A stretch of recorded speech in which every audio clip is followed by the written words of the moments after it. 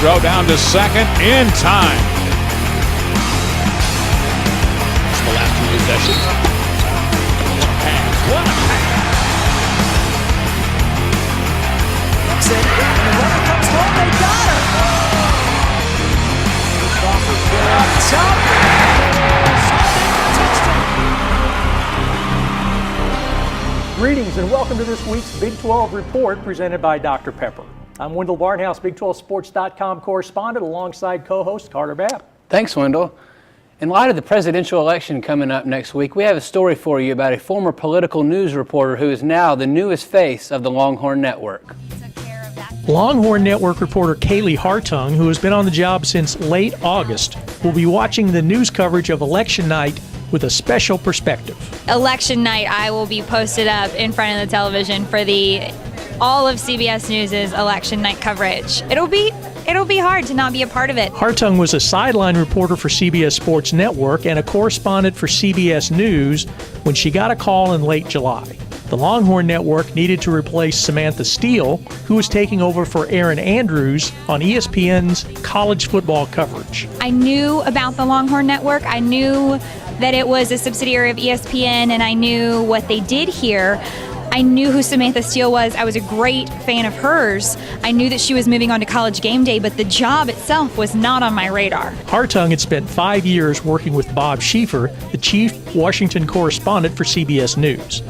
Schieffer, a TCU grad who moderated the final presidential debate this year, did a mock debate intro for the Longhorn Network. And now it is my pleasure to introduce you to the immensely qualified moderator who has actually visited the Washington Monument, Kaylee Hartung.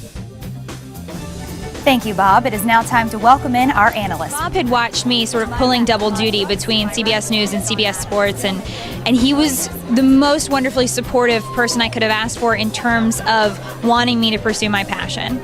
When this opportunity came up, he was the first to say, well, you have to take this job. The day I was offered my job with the Longhorn Network was the same day Bob found out that he would be moderating the third presidential debate.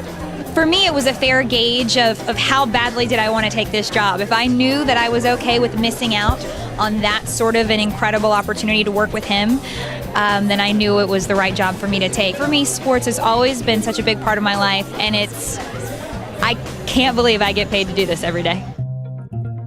Well, that was like a fun job. I mean, who wouldn't want to cover Big 12 sports for a living? I know I would. Well, and that's what we are doing here, isn't it? That's right. That's exactly right. You know, and she's in great position considering that Samantha Steele, the person she replaced, moved up to a real high-profile job at ESPN. She really did. So we kind of need to keep an eye on that career for Kaylee Hartung. That's right. That's exactly right. All right, well, let's get to this weekend games. Wendell, what do you have coming up for us this weekend? Well, for the second consecutive Saturday, Kansas State will be facing a team that, if that team wins, can move into a first-place tie with the third-ranked Wildcats. Oklahoma State is coming off an impressive victory over TCU and carries a 5-2 overall record and a 3-1 Big 12 record into Manhattan.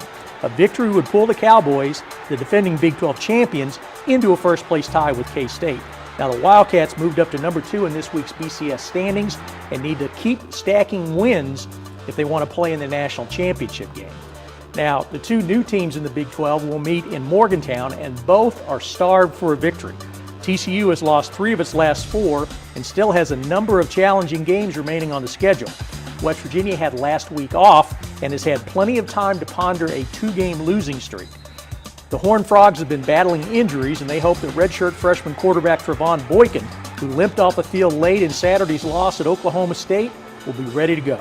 Now, the Mountaineers have allowed 53 points in their 4 Big 12 games. Now, there are 2 games. Those are 2 of the games on Saturday's schedule. ABC will have a triple header kicking off with Oklahoma at Iowa State, followed by Texas at Texas Tech, and 2 teams that are winless in Big 12 play, Kansas and Baylor, meet in Waco on FSN. Well, those look like some good games. You know, I think the game with the 2 new schools is going to be a good one. You know, TCU probably has never been up to West Virginia, so that's going to be a new experience for them. Absolutely.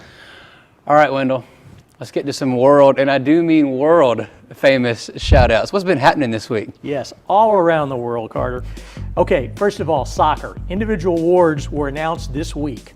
Senior Renee Cuellar was named Offensive Player of the Year. She's the first player from Oklahoma to win an individual award in soccer. Now, freshman Janine Becky of Texas Tech was named the Rookie of the Year, and the regular season champion West Virginia Mountaineers had the Defensive Player of the Year in senior Brian McCarthy and the Coach of the Year, Nikki Izzo Brown. And as this week's report was being taped, the Big 12 Soccer Championships were getting underway in San Antonio with 4 matches on Wednesday. And a reminder that Friday's semifinals will be streamed on the Big 12 Digital Network, and the championship match will air on FSN on Sunday with the first kick at 1:10 p.m. Final shout out as we enter the final month of the football season. The lists of candidates for individual awards are starting to get trimmed down. This week, semifinalists for 3 national awards were announced. Kansas State's Colin Klein and West Virginia's Geno Smith are semifinalists for the Maxwell Award, which is presented to the best overall player. K-State's Arthur Brown is a semifinalist for the Bednarik Award that is given to the best defender. And Oklahoma's Tony Jefferson and Nigel Malone are on the list of semifinalists for the Thorpe Award that goes to the best defensive back in college football. That's right.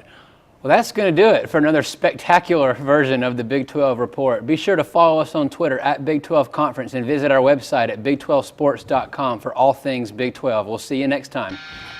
Incoming. I'm Wendell Barthouse, big12sports.com correspondent. Interested in watching the presidential debate when it have to keep an eye on Kaylee Hartling and Oklahoma's Tony Jefferson and Nigel Malloy Thorpe Award, which is given to the best defensive back. Trying to give you some bloopers and doing a hell of a job. All right, well, let's get to this weekend games. We're so close to the end zone. I was rolling, man. Rolling, rolling, rolling.